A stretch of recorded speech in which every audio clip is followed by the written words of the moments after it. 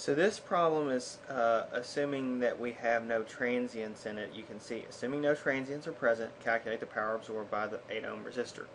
Well, the transients would be present because we have this 8 microfarad capacitor, and so we could have a time domain response in which we could solve the differential equation that would result if we tried to find the differential equation that the circuit obeyed. And we could go that long route and solve the problem that way for the forced response, and then get the answer for the power after getting rid of the transients. But it's just saying, hey, assume no transients are there. That just means we can use phasor domain analysis in the first place because we've just got a sinusoid there by itself. So the first thing we need to do is we need to go here to the 2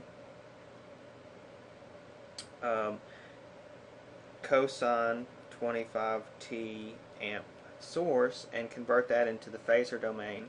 So since we use our cosine as a reference, that could be written as 2 cosine 25t plus 0 degrees, and so our phasor for this is 2, and our angle is plus 0, so 0 degrees. And so our phasor domain circuit needs to also take this 8 microfarad, and we'll have minus j over omega c is our capacitance. Well, omega is 25 radians per second, so minus j of 25 radians per second, and 8 times 10 to the minus 6 farads, and that is equal to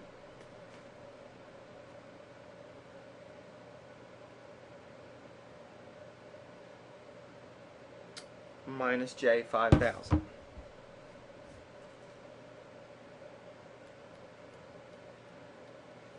So we've got a circuit that goes into the frequency domain of 2 angle 0,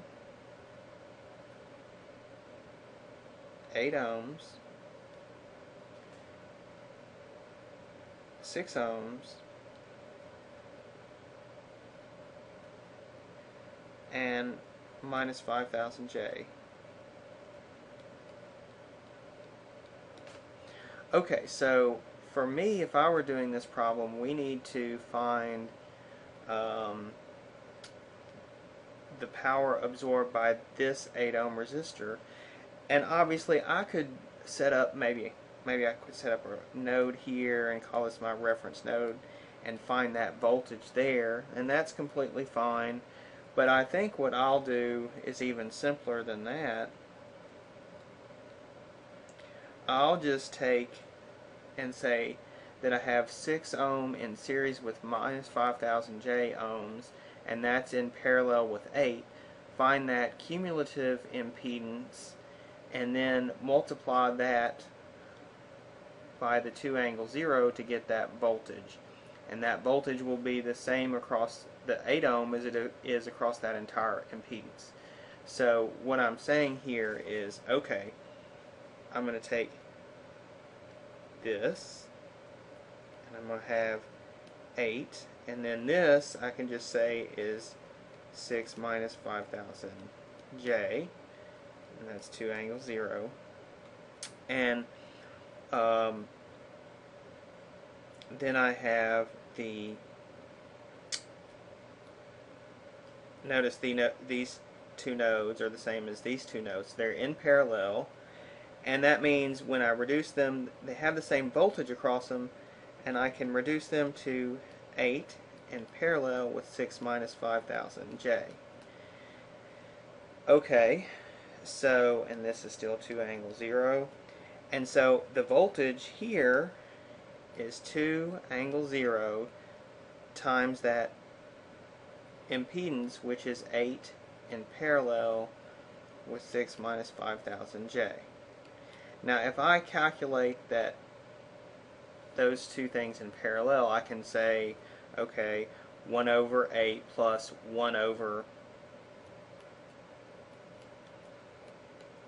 6 minus 5000 J can take that, take the inverse of that, so that's what the parallel combination would be, and take 2 angles 0 degrees, multiplying that, and get my answer. So let's do that and see what we get out of this.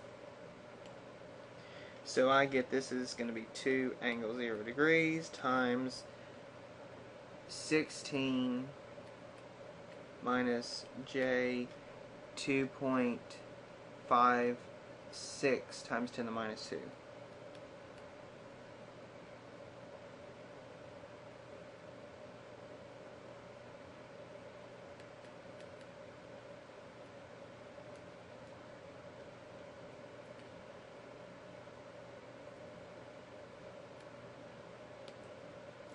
Actually, excuse me, that's what I got after I multiplied it by the 2.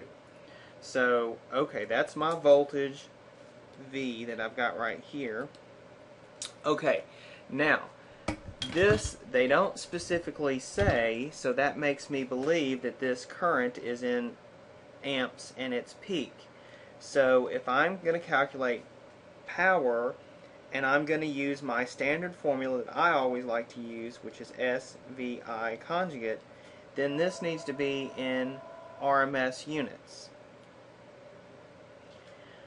Okay, so it's likely in peak, and so I need to take this into RMS if I want to use this formula. So to take this voltage into RMS, all I need to do is divide it by square root of 2. So I'll take that and divide it by square root of 2. And then in my formula I'm going to say I conjugate is just that V over, okay, I just need to know it over when I backtrack it out. That V is the same as this V right here, and I'm just trying to find the power in this 8 ohm, so I just need to take that V conjugate and divide it by Z conjugate. Well, that's a resistor, so this is just magnitude of V squared, and Z is just 8. And so I've got to take this number that I've got right now, which is now, after I divide that V by square root of 2, then I would get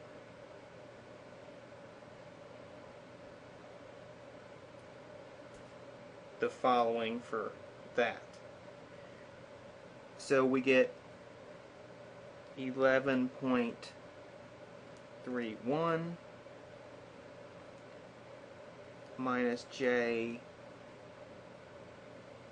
1.81 times 10 to the minus 2. Okay, and in real and imaginary parts, that's what I get, but if I convert this to polar, then I'll get that this is basically 11.31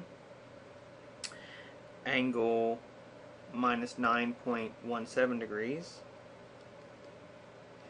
And so when I calculate this, okay, notice VV conjugate, V is 11.31 minus 9.17 degrees. Oh wait, actually that's minus 9.17 times 10 to the minus 2 degrees times 10 to the minus 2. It's almost all purely real, which is not surprising. And then the conjugate of that would be, we take the same magnitude, but we switch the sign on the phase. So that would be plus 9.17 times 10 to the minus 2. And then we've got to divide that by 8. And so we get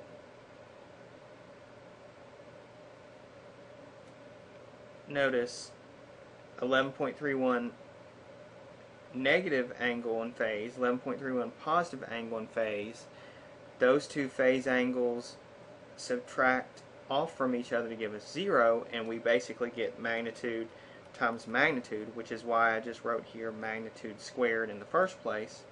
So we get 11.31 squared divided by 8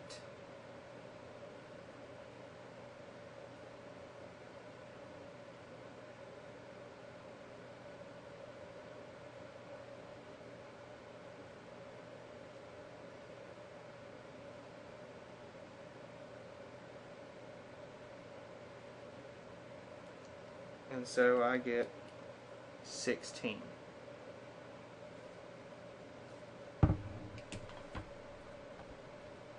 So, and that's all real, even though it's complex power, it's all real because that's over a resistor, and so I get 16 watts.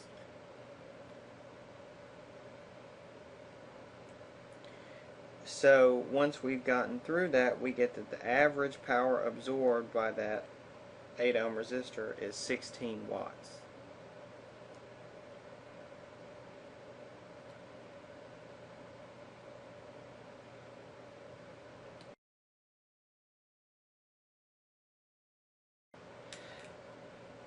But when we look at this answer here, we got 16 watts, and the answer they have is 76.64 nanowatts.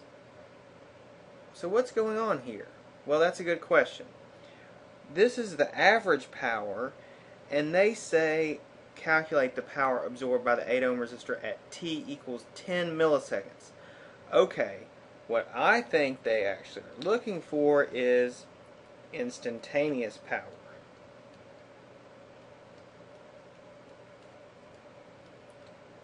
So they actually want instantaneous power, which is P of t is V of t times I of t, and they just want P of 10 milliseconds.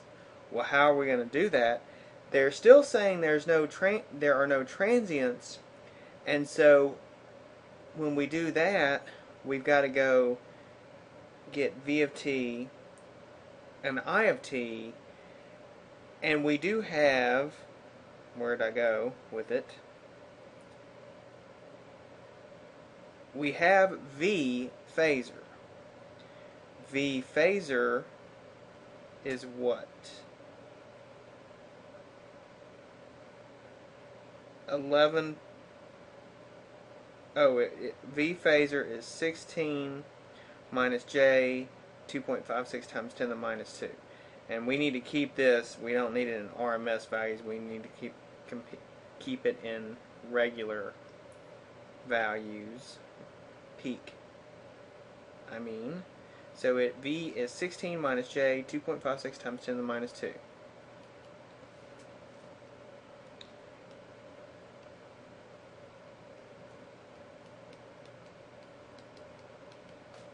that right? Okay. Now, what is that? Well, P of t, we can still get is V of t, and I of t is V of t over R.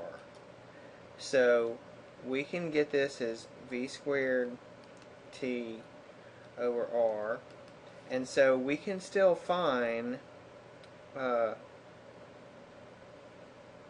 this is V squared of t over, this was an 8 ohm resistor, I believe. Yes, 8. And then we want specifically P of 10 milliseconds. So we've got to get V squared of 10 milliseconds over 8. Okay, let's go and find V of t. We don't have that yet. We have V, the phasor form, so we've got to go back to the time domain and get V of t. And what's that going to be? Well, we need it in, it's easier for us to convert it when it's in magnitude and phase rather than real and imaginary. So we had 16 and 2.56 e to the 2 negative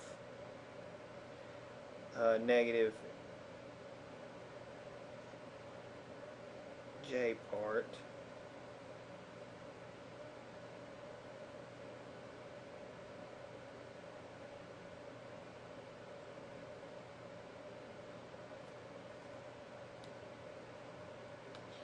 So that V here is actually also in magnitude and phase, or polar form, is 16 angle minus 9.16 times 10 to the minus 2 degrees. Alright, so V of t is then 16 cosine of, okay, the frequency was 25 radians per second, t minus 9.16 times 10 to the minus 3, or minus 2 degrees. Now we do have to be careful because 25 is radians per second and t is in seconds, so it is expecting this to be, this is going to be in radians, so we either need to convert that degree to degrees or convert this right here from degrees to radians, one or the other. I'd say it's easier to convert the 25t to radians and then take the cosine argument in degrees. So if we do that, that means, remember, 2 pi radians is 360 degrees. So if we want to convert into degrees, we need to take radians and say we get 360 degrees per every 2 pi radians. So that'll give us, our multiplying factor will be 180 over pi to convert from the radians to degrees. So, okay, we'll take V of t, and we want V at 10 milliseconds. So we'll take 16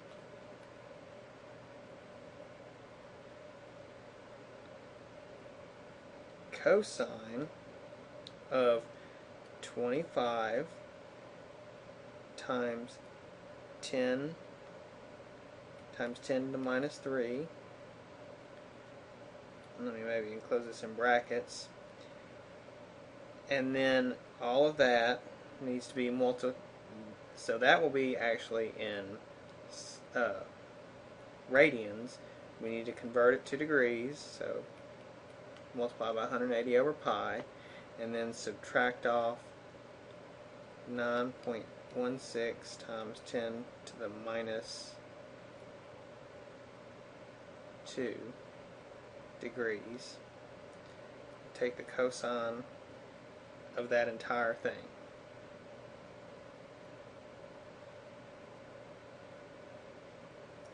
So I get that this is 16 times the cosine, and my argument is 14.232 degrees.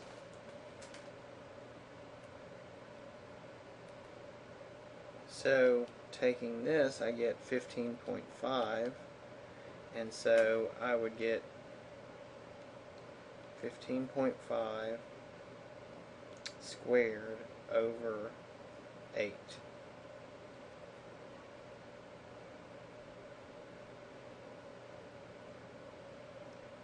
So I would get 30.06 watts. So that doesn't look like what they're talking about either.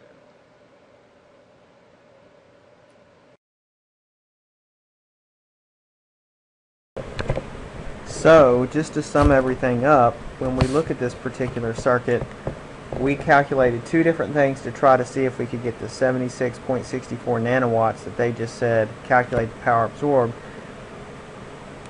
We tried to get that, and I said, well, let's calculate the average power, and we got 16 watts. So it's clearly not average power that they were wanting. And then I calculated instantaneous power, and we got 30 watts. And that's still not the 76.64 nanowatts that they had. So clearly something is not going right. These two answers that I've calculated are right for those respective values, and I suspect that this answer is not correct.